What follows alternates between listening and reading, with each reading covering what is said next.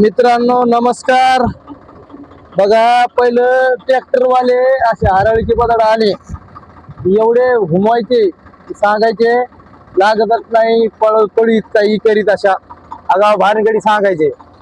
आणि आता आपल्याला आता कळालं आपण ट्रॅक्टर चालवलं हराळीचे पदार्थ थोडं दामाने घेतलं तर निघतंय. पैसे देऊ म्हणलं तरी बी नाही म्हणायचे आम्हाला परवडतच नाही कारण याच्यात वेळ जातोय ना थोडं दामान घ्यावं लागतंय. तुम्हाला मी दाखवतो किती दादा चौथ्या गिअरवर घेतलं तिसऱ्या गिअरवर जर घेतलं दमान चालतंय.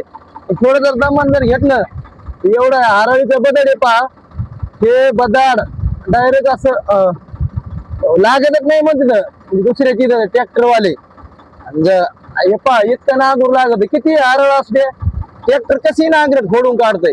तुम्हाला दाखवतो पहा आता हे चौथ्या गिअरवर काही वर पडतंय टायर कशी जरसं. आता तुम्हाला जाताना मी दाखवतो. आता मी काय केलंय आता दुसऱ्या गिअरवर घेतलंय सेकंड वर घेतो पाया पाय.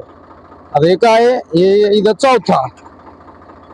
चौथ्यावर टाकलं ना म्हणजे लयच पळायले मग तिसऱ्यावर थोडं दामान येतं इकडं डायरेक्ट तुम्हाला दुसऱ्या गिअरवर जरी घेतलं लव सेकंड वर तरी एक नंबर नांगरट चलते. तुम्हाला दाखवतो पहा का नांगूर चलतो इथं चकपक कसा एकदम हे बघा एक नंबर असा नांगरट चलते एक नंबर.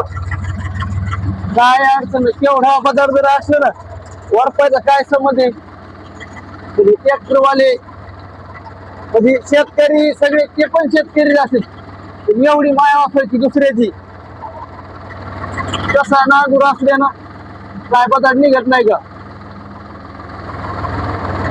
पण नाही म्हणले आम्हाला परवडतच नाही. कशी पडायची पलटी काय करते पदाडी ट्रॅक्टरवाल्याच्या मनात लागेल ना. अजून जर फसवर जर घेतलं ना अजून आला मोठा खालीच पडतोय डायरेक्ट. व्हिडिओ काढायच्या ना ट्रॅक्टर कर साईडला गेलं थोडं माग घेतो.